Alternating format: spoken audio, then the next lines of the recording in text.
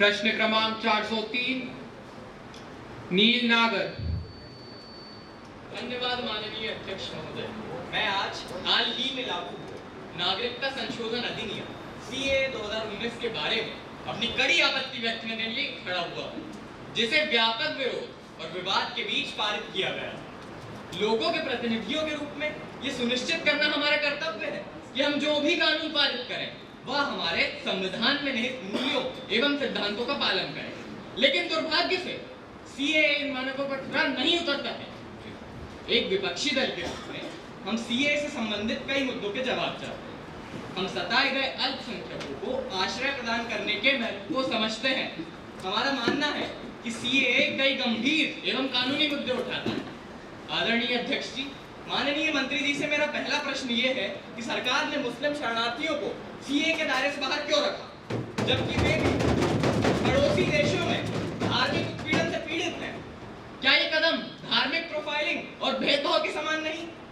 महोदय, मेरा दूसरा प्रश्न ये है कि क्या सीए सभी धर्मों के साथ समान व्यवहार और उत्पीड़न से भाग रहे किसी भी व्यक्ति को शरण देने की भारत की प्राचीन परंपरा का खंडन नहीं करता है? महोदय, यह सभी वैध चिंता है, क्योंकि सीए का दुरुपयोग हाशिए पर रहने वाले समुदायों, विशेष रूप से मुसलमानों को लक्षित करने के लिए किया जाता है, जिन्हें विदेशी होने या अपर्याप्त दस्तावेज होने के कारण उत्पीड़न का सामना करना पड़ रहा है। इससे इन समुदायों के और अधिक अलग थलग होने का खतरा है। महोदय, सीए एक न्यायपूर्ण और समावेशी समाज के निर्माण के हमारे प्रयासों को नुकसान पहुंचा रहा है। महोदय, मैं सिर्फ यही कहना चाहूंगा कि हम एक ऐसे कानून का समर्थन नहीं कर सकते जो हमारे संवैधानिक मूल्यों से समझौता करता है और हमारे समाज को विभाजित भी करता है। महोदय, अंत में मैं हमारी सरकार से बस यही पूछना चाहूंगा कि आखिर आप कब तक हमारे संविधान के अभिन्न अंग धर्मनिरपेक्षता का मजाक बनाते रहेंगे? धन्यवाद। Honourable law minister please. महोदय, विपक्ष के इन सवालों को सुनकर मुझे एक शेर याद आता है। जिंदगी भर यही भूल करता रहा, जिंदगी भर यही भूल करता रहा, धूल चेहरे पर थी और मैं आईना साफ करता रहा। जी, हमारा विपक्ष भी कुछ ऐसी ही भूल कर रहा है। इनको सरकार द्वारा लाए गए कानूनों के लिए अपना नजरिया बदलने की आवश्यकता है। महोदय, मुझे तो लगता है सामुदायिक विभाजन हमारे कानून की वजह से नहीं, बल्कि इनके भड़काऊ भाषणों की वजह से अवश्य हो रहा है। एक बात सुन लीजिए, सीएए नागरिकता देने के लिए है। इसमें नागरिकता छीनने का कोई भी प्रावधान नहीं है।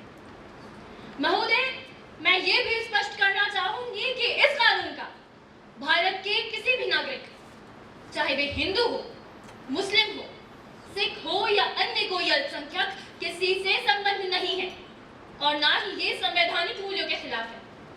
आप कहाँ ही जानते होंगे कि विदेशियों के प्रवेश को नियंत्रित करने वाला कानून कार्यपालिका का सबप्रभु क्षेत्राधिकार माना जाता है और ये सिर्फ हमारी नहीं, दुनिया भर की न्यायपालिकाएं मानती हैं। अब हमारा विपक्ष जरा हमें बताए कि क्या इन्होंने डेविड हॉपकिंस बनाम यूनियन ऑफ इंडिया केस के बारे में सुना है? अगर नहीं सुना तो अब सुनिए। महोदय, इस केस में मद्रास हाईकोर्ट ने माना है कि नागरिकता से इनकार करने का संघ का अधिकार पूर्ण है, एब्सोल्यूट है और अनुच्छेद 14 के तहत समाज सुरक्षा से बाधित नहीं है।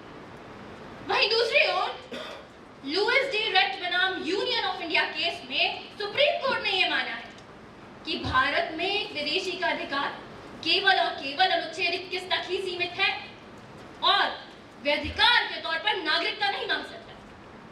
महोदय, मैं ये भी स्पष्ट करना चाहूंगी कि हमारा नागरिकता संशोधन अधिनियम किसी भी प्रकार से धार्मिक भेदभाव या अंतर्राष्ट्रीय मानवाधिकार का उल्लंघन करने का उद्देश्य नहीं रखता। और जो हमारे विपक्षी साथी कह रहे हैं कि हम मुसलमानों को लक्षित करना चाह रहे हैं, तो ये इनकी गलतफहमी है। महोदय, अहमदिया और रोहिंग्या मुस्लिम यदि वैध दस्तावेजों के साथ प्रवेश करते हैं तो समीकरण और देशीकरण के माध्यम से भारतीय नागरिकता प्राप्त कर सकते हैं। एक उदाहरण गायक अदनान सामी भी हैं जो नागरिकता ले चुके हैं। और महोदय, ऐसा भी नहीं है कि अल्पसंख्यकों को श्री स्वचालित नागरिकता ही दे दी जाएगी। नहीं, बिल्कुल नहीं। इन्हें भी नागरिकता अधिनियम 1955 की तीसरी सूची में दी गई शर्तों को पूरा करना होगा। अगर नागरिकता मिलने से ये अपना जीवन बेहतर बना पाएंगे, भारतीय कहला पाएंगे, तो इसमें भला किसी को कोई आपत्ति कैसे हो सकती है? इस कानून में तो सबका साथ और सबका विकास की भावना नहीं है। अंत में माननीय अध्यक्ष महोदय, मैं बस इस बात पर विराम करना चाहूंगी कि तुमको तुम्हारा रंग मुबारक, हमको मुबारक अपना सुलूक। हम फूलों की शाख तराशें